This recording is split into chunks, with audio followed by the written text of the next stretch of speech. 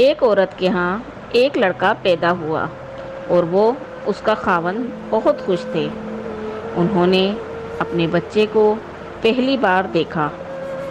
وہ بہت خوبصورت تھا لیکن اس کے کان نہیں تھے۔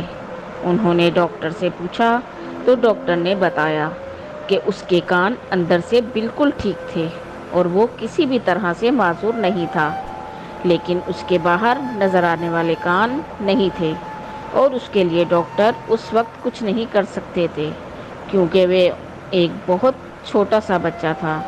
اس کی ماں اسی وقت سمجھ گئی کہ اس بچے کے لیے لوگوں کا سامنا کرنا اور ایک نارمل زندگی گزارنا بالکل ناممکن تھا۔ جب وہ بچہ اسکول جانا شروع ہوا تو وہ پڑھائی میں باقی سب سے بہتر تھا، لیکن حسد کی وجہ سے باقی لڑکے اس لڑکے کے کان کا مذاق اڑاتے تھے۔ وہ جب بھی اسکول سے واپس آتا اس کا چہرہ لٹکا ہوا ہوتا تھا۔ اس کی ماں بہت پریشان رہتی تھی۔ وہ لڑکا آہستہ آہستہ پڑھائی میں بھی کمزور ہوتا جا رہا تھا کیونکہ وہ باقیوں کی باتوں کو دل پر لیتا تھا۔ پھر وہ کالج کا طالب علم ہو گیا اور پھر یونیورسٹی جانے لگا، لیکن وہ جدھر بھی جاتا لوگ اس کا مذاق اڑاتے تھے۔ ایک دن اس کا باپ جا کر ڈاکٹر سے ملا اور بتایا کہ ان کا بیٹا احساس کمتری کا شکار ہو گیا ہے۔ کچھ ایسا نہیں ہے کہ اس کے کان ٹھیک کیے جا سکتے ہوں۔ ڈاکٹر نے بولا کہ ہو تو سکتا ہے لیکن اس کے لیے کوئی ڈونر چاہیے ہوگا۔ لڑکے کا باپ 2 سال ادھر ادھر مارکیٹنگ کرتا رہا اور لوگوں سے پوچھتا رہا۔ آخر ایک دن وہ اپنے بیٹے کے پاس گیا اور اس کو بولا کہ چلو ہسپتال چلیں، آپ کے لیے ڈونر مل گیا ہے۔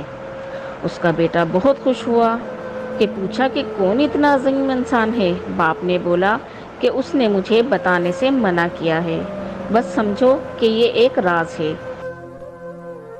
آہستہ آہستہ اس کی پڑھائی پہلے کی طرح بہت بہتر ہو گئی اور وہ ٹاپ کرنے لگ گیا۔ اس کا آپریشن کامیاب رہا اور وہ دیکھنے میں بالکل نارمل بلکہ بہت وجہ نظر آنے لگ گیا۔ بہت اچھے زندگی کا آغاز کر لیا۔ پھر اس کی شادی ہو گئی اور اس کے بچے بھی ہو گئے۔